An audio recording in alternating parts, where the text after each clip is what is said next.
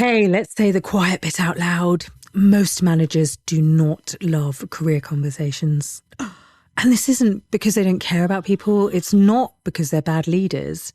It's because career conversations have quietly become one of the most emotionally loaded, poorly defined, and high-risk conversations in organisational life. So today, we're going to share with you some of our tools and tricks for explaining why they hate career conversations, how it is that we might be able to bust some of the myths that stop managers getting on board, and the reframes, the critical reframes that you need to help them get excited and energized to unleash the possibilities of career conversations. So welcome to the Career Equation podcast. Welcome to the Career Equation, a practical formula for career conversations that helps businesses and their leaders to engage, retain, and grow their talent. Hosted by Erica Sosner, Career Equation creator, and Zoe Schofield, careers expert and equation enthusiast.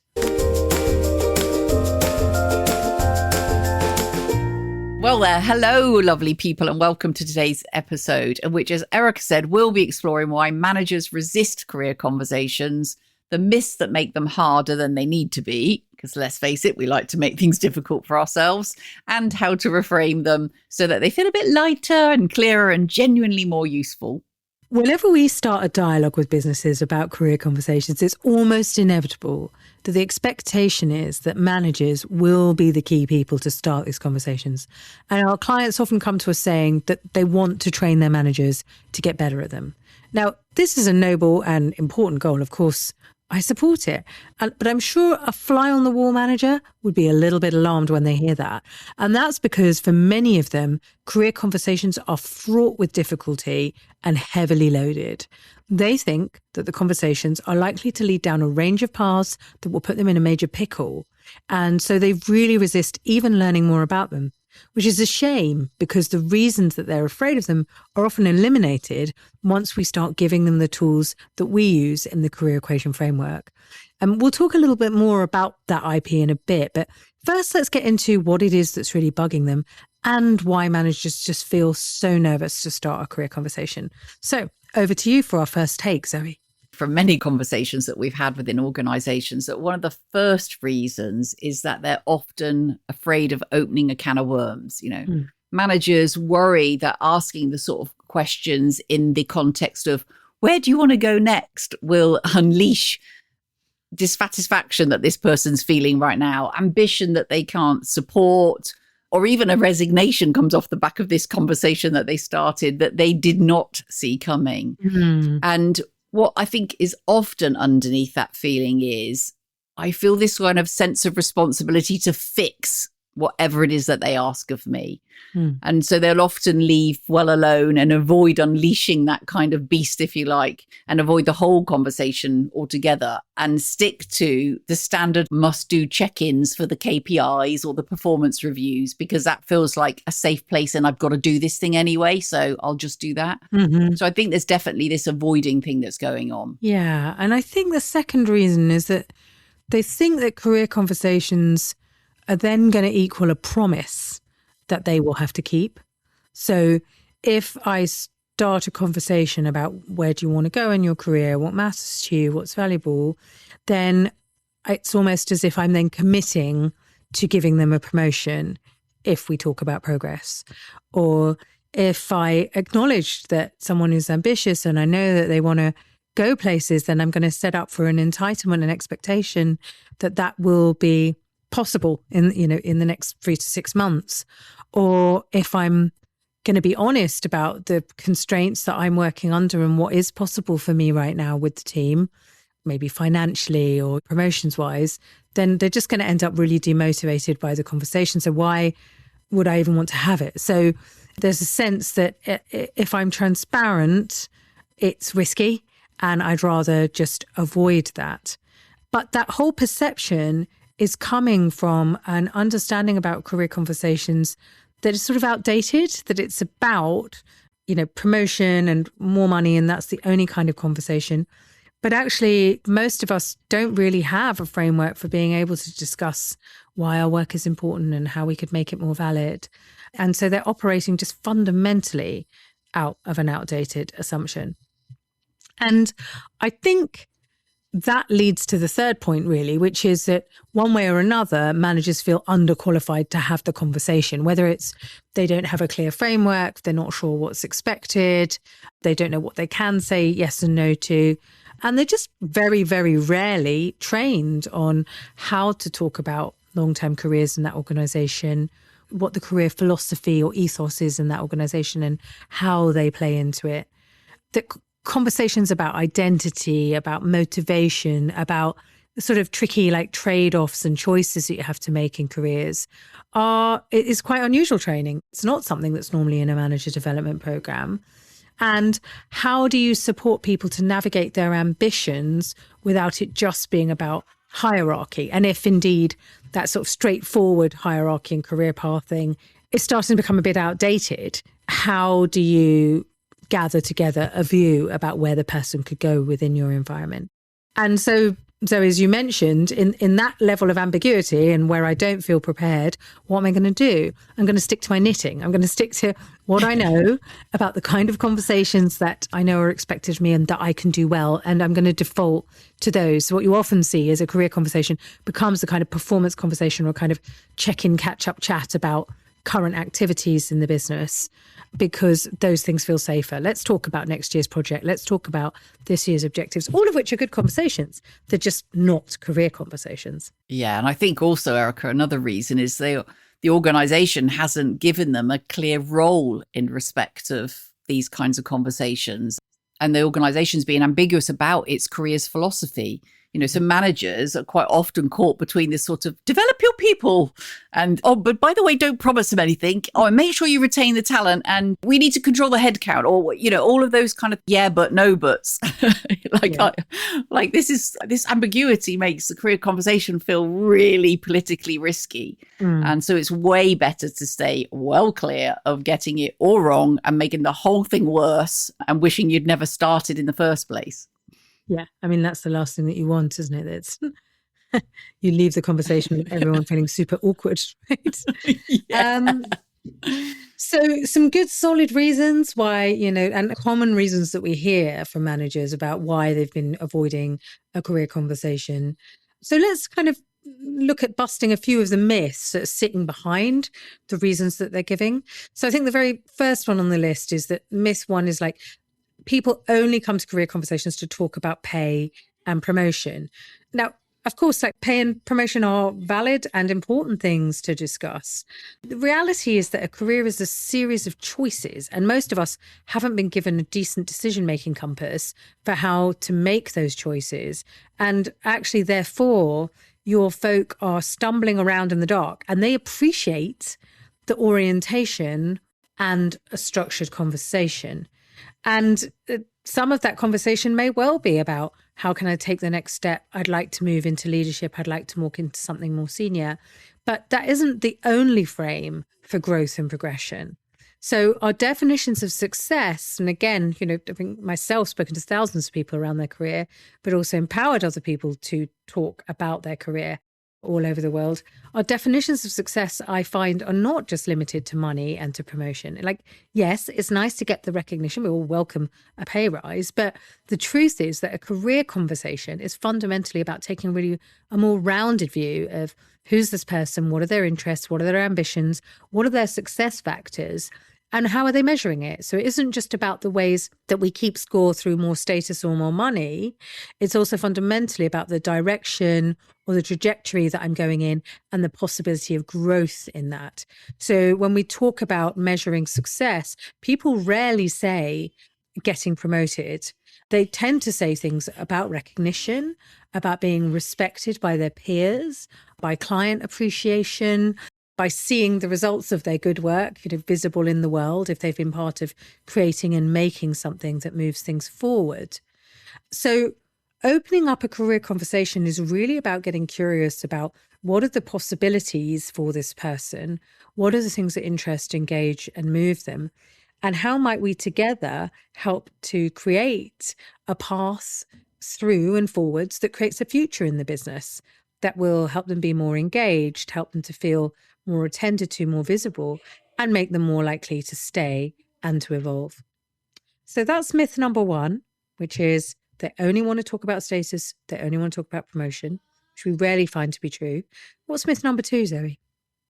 So yeah, myth number 2 is that managers need to have all the answers. You know, the kind of, oh gosh, I need to know everything and be the all-wise, the all-knowing Yoda of this place. But the reality is, of course, you don't. You do not need all of the answers. But what you do need is oodles and oodles of curiosity and a simple structure to help you get the most out of the conversation.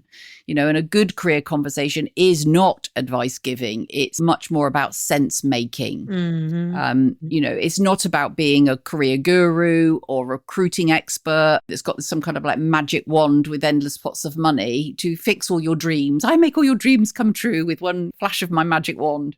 It's about a career conversation is about learning. It's about listening, as you said, and about steering for the benefit of the individual in front of you, alongside the team, alongside the wider business. The truth is, when you can hold space, you not only benefit from the insights that your team member is sharing with you in that conversation about what they're interested in and where their skills align with the business opportunity, you are really creating a much more intimate and authentic relationship. And that, for me, is like the massive bonus of these kinds of conversations. The one in which you can be a trusted listener. So this person over time will gradually open up more and more to you about what matters most to them and what they long for in their future, where you can provide the support and then importantly, work together to collaborate and co-design roles where that's possible. And I think that is going to become much more prevalent going forward anyway with AI. We are going to have to co-design with people roles and responsibilities and opportunities that are going to take the business forward, but them as individuals as well. As a minimum, folks, you're going to get an advance head up for any kind of flight risks. So this conversation will, as a minimum, give you that vital information, which without that, all sorts of things can happen in terms of negative impacts on the business, the brand, your team, morale, people, etc. And all of these are invaluable additions to any manager's toolkit that sets them up for success, I think. Sure. And I think probably like myth number 3 is talking about careers is going to make them leave. We just hear this all the time, don't we, Zoe? It's like, if I talk to them, then they're going to discover that it's horrible here and that they've got 100 different better ideas. And it's really quite sweet because our client organizations are like world leading organizations. They're destination organizations. They're sort of insecure overachievers as an organization. They're just like very worried about what people might have to say and almost the kind of hurt feeling of people leaving.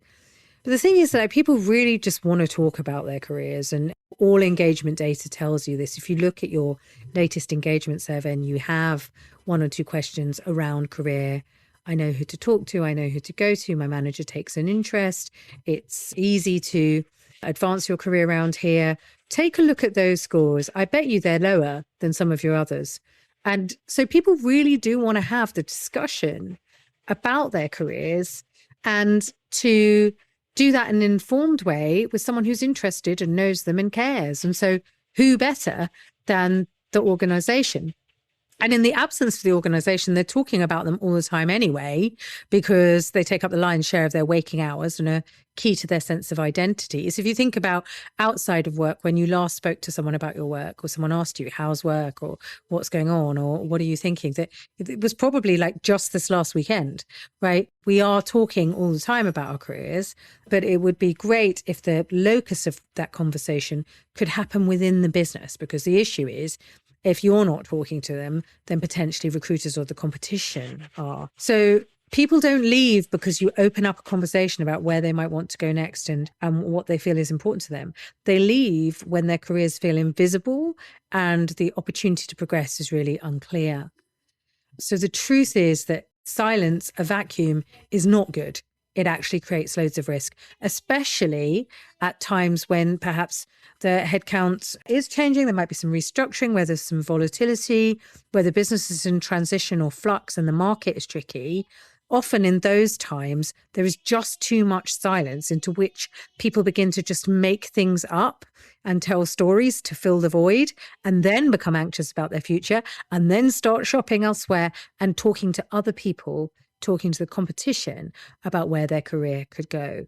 So the more that you have an established rhythm and process for talking to people about their careers, about who they are, about what matters to them, the more that you are building trust. And even in the context of, I might not be able to say yes now, or I might have to say that's not going to be possible yet, or it's not going to be possible here, people still really appreciate that clarity, that relationship, and that opportunity to have a time to talk. They know that ultimately they're the experts on their career, but we lack a framework that extracts that expertise. And what a good quality career conversation framework does is it makes it easy for a manager to ask the right questions in the right order to generate that insight for the individual. And it helps the individual to hear themselves think about the things that matter to them, and to do that in a supportive and helpful way. And last myth, career conversations, therefore, are deemed to be emotional and messy and should really be best avoided. And again, this comes up a lot. But the reality is that actually they only genuinely become heavily emotional when they are rare, when they are vague, or when they are overdue. So let me say that again. When they are rare, when people feel doorstopped and they're actually not even sure or suspicious of, why is it that we're now talking about this right now? Does it mean that my job is at risk? When they are vague, when both sides are not really sure where it is that they're trying to go and what the outcome of the conversation is, that's very destabilizing and triggering. And when they're long overdue, so someone has been giving faithful, wholehearted service for some time, and no one has really stopped to consider, where is it they want to go next? What's success looking like for them? So the truth is that when you have an open dialogue on an ongoing basis, then it's welcome and it's valuable. And regular, well-framed conversations are usually very calm, very practical, and very grounding. I do want to add a caveat to this, which is if you're introducing manager conversations at a time when the business is quite volatile and where nothing has been said for a while, and there are likely to be uncertainties and worries and concerns around people's career, that doesn't mean that we want to avoid them, but we do want to support the managers to be well prepared in that, in terms of the lines to take, where the business is at the moment, what's possible, what's not. Because communicating effectively during change and keeping that communication going is key to helping people feel well in situations where they may not have that much power at the time. But having a changing and kind of volatile environment is not a reason not to do this, because career conversations are always a beneficial gift for the individual on the receiving end if they're well organized and practical. It's so true, Erica. And actually, it came into my head then because a friend of mine is in an organization that's going through a huge amount of change. This is a public sector organization. And there is just this constant unease because they're just not being told anything. Yet they know within the next month, they're going to be parachuted into new team roles or situations and training each other. They know their jobs. Some of them know their jobs are safe. But they're just not being told. And when they're asking, they're saying, oh, we don't know yet, or we'll tell you when we know more. But that is simply not enough. It's not, you can't just keep that kind of lack of conversation or lack of clarity going and just trusting that these people are going to survive it. Some of them will go before you get the opportunity to tell them what you really wanted them to do. Some of them will burn out and they'll be off sick. And I'm seeing this playing out through a friend. It's just so frustrating that there's this feeling sometimes that we don't know enough, so we just won't tell them anything. And yet in a month's time, we'll expect them to land into a wonderful career conversation and everything's going to be rosy. You're like seriously setting them up to fail. And your poor managers who've got to have these conversations are going to equally find it, distressing, I would imagine. I feel like I've got that off my chest. So let's think then a little bit about how we might reframe some of this resistance and hesitation and unease and really help managers and other leaders get on board with career conversations and see how they could be such a valuable approach to embed and embrace throughout the organization.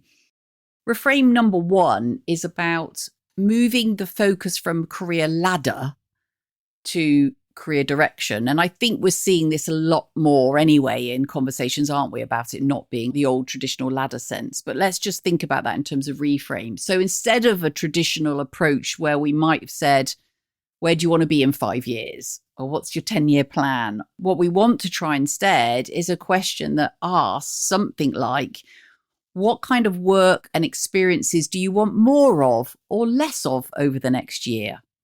So what we're giving there is a much shorter horizon, which then equals a safer conversation. So I'm just going to repeat that.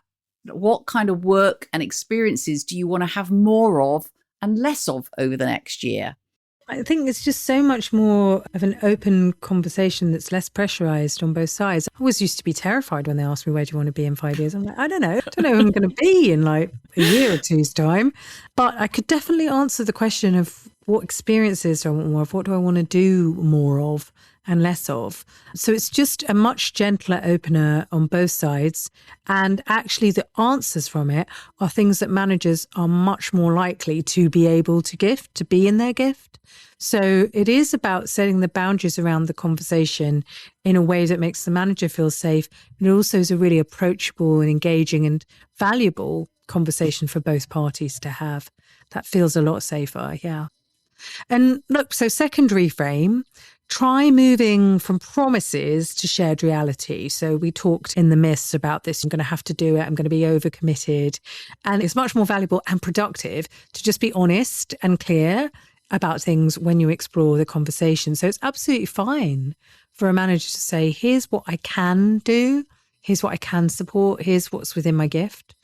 Or here's what's unclear to me and others at the moment in terms of what's possible. And even here's what's unlikely, like what I can tell you is going to be difficult to do over the next year is this. So career conversations are about helping people to make informed choices. The equation helps them to know what their choice criteria is. The conversation supports them to know what it is they want to choose around. And then together, combining your insight and experience, perspective, and of course, you may have extra knowledge as a manager about what's going on within the context, or even just admitting that like it's confusing for everybody at the moment in this area. That allows them the information to make informed decisions. So it's not just about giving reassurance or kind of papering over the reality, but it's also not putting yourself in a really difficult position where you're feeling like you're being forced to promise something that you actually know is just not going to be possible for a variety of reasons. So try moving from promise to shared reality. When in doubt, I was once told, tell the truth. And I always found it to be a good piece of advice, you know, when you're in like, oh, I don't know what to say. It's like, how about you just go with what's true? And what's true might be it's unclear at the moment, or I'm not really sure where we're going with this. But what I can do is hear with you, think with you, construct with you, and give you the reassurance about things that I do know, you know. And I think, again, that is about building a really great quality, intimate relationship that's constructive for both parties. Yeah, definitely. And a couple more myths to bust then, like reframe number 3 is to switch up any old mindsets and move from ownership to much more about partnership. So it isn't a manager's role to own and direct someone else's career, but what it is their job to do is to help them make sense of their skills and their motivations and the impacts that they want to have in their work, to be able to explain and explore the environment honestly, just to your point really, Erica, about that kind of honest conversation, and to support decisions within that reality.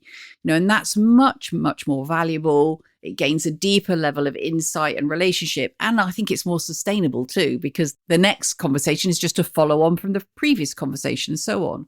And I think that makes them way more enjoyable. And it also, importantly, places the ownership of the career very firmly with the employee, which is exactly where it should be. Reframe number 4, well, let's move from these valuable conversations being an annual event to an ongoing dialogue, where career conversations we know, work best when they are short, they are frequent, and that they are normalized. And we've spoken about this before, haven't we, Erica, about it being, this is how we do career conversations around here. You know, it just feels part of our everyday life. And I don't feel alarmed when my manager says, shall we have a chat? and you think, oh my God, I'm going to be fired. So what we want are situations where a 15, 20-minute conversation once a quarter might be much better placed than an annual career chat where you are concerned about what you might be walking into. And we've seen some really positive insights from these kinds of conversations happening with our clients. So, Erica, what comes to mind for you when we think about some of the organizations we've worked with that have introduced this really kind of lovely structure? Yeah. I mean, definitely, we were working recently with a publishing company, and even just in a relatively short session, people already had a lot more clarity about what they wanted to experience, how they were made up, and therefore then how they might start a conversation based on those two things that felt quite opening and easy to initiate with a manager or an appropriate person within the business. So investing in some quality careers education about how to plan for your conversation, how, sort of starters for 10 to reflect on, so that individuals feel a little bit more prepared when they come into these conversations, really helps the manager as well as the individual concerned. I know that in some of our programs, when it's embedded in a formal program, there's a kind of one-to-one follow-up, maybe with a talent manager, maybe with their direct line manager, maybe with their head of division, that goes, what have you learned about yourself and who you are? And what would you like to share with us about your career trajectory here? How can we support that? And that level of kind of attending on the back of, you think about how much you invest in these programs, but you very rarely have any kind of personalized follow-up. Like they always say, oh, go and speak to your manager afterwards. But there's is there a structured way to be able to debrief what you've learned about yourself and where you're going, and to know who that point of contact is, and that point of contact is ready and prepared and interested to have that conversation with you? I know that in our work with Dassault System recently, we've equipped a lot of both us equipping managers directly, but also a lot of brilliant work on the behalf of the career and success partners within the business, talking to managers about opening their perspective about who they've got, what's possible for them, what we want to understand about their skills gaps, and helping them when it comes to recruiting to be more receptive to people who may have a less traditional background to the person that they think that they need, but being more receptive to the possibilities and the potentials in somebody, which has made kind of pivots and lateral moves so much easier to do. And indeed at senior level has increased the amount of internal promotions and movements rather than taking people in from outside, which is a big win for that organisation as well. And just to flag different times and stages in life, early careers, apprentices, how do they navigate your organisation and the overwhelming range of options and opportunities? What framework do you have in place for somebody to be talking to them about what those are and where they might find their best fit? We've done some great work in that in finance, in the defense industry, in some fintechs, really working with that specific audience. And any particular groups that you really want to leverage and you recognize you could do more with, whether that is a particularly difficult, hard to hire talent population, or whether that is a marginalized group or a specialist group that you really want to support and accelerate, that opportunity to share with your manager about who you are, where you're going, what matters to you, what success is going to look like, what kind of support you'd like, is hugely valuable. I think one thing, Erica, that just sprang to my mind actually when you were saying that is it's also about having the ability to have a conversation with anyone in the business. So if I don't want to have it with my manager, but we have a shared philosophy in the organization, I know that I could have an off-the-cuff conversation with somebody that I might meet for a coffee who works in a completely different part of the business and have a really good career conversation because it's underpinned by a similar philosophy across the business. So yes. I think we've seen that definitely in organizations like Savills comes to mind, where we've trained quite a few people within the business to have conversations as a sort of coaching pool, if you like, where people can dip into anybody that they want to speak to and have a one-on-one coaching session. And it doesn't matter that it's not in their part of the business. It could be somebody across the way. And that's really helped us embed the philosophy throughout the organization. Yeah. Some years ago, I had program at Facebook where we had this community called Career Ninjas. And so you didn't need to be a manager of people. You didn't need to be within the sort of people or learning function. You just needed to have an interest in hearing about people's careers and providing them with a meaningful structure and framework for having a great dialogue. And that worked really well because there's something quite uninhibiting about talking to someone who's not necessarily within your division or, closely associated with your day-to-day work. And when we run our group programs, that's one of the big benefits is the sort of opportunity to practice these conversations and to get coached and supported by somebody who you've never met. That there's a certain freedom in value in that, as well as the people who know you well. So I really think that's worth bearing in mind. So for organizations, if you want your leaders and managers to stop avoiding career conversations in your organization, here's what you need to be doing. First of all, a clear career philosophy that sets out what are your expectations, what are the roles of the coach and coachee, for want of, because they can be all multiple different roles within the organization, and what the career promise is in the business. And I'd say don't not do it because you're still working out your career philosophy. You can still start this work around a good framework for conversations. But as you evolve, really getting clear about what are we promising about what's possible here and what our expectations are of our managers and our individuals.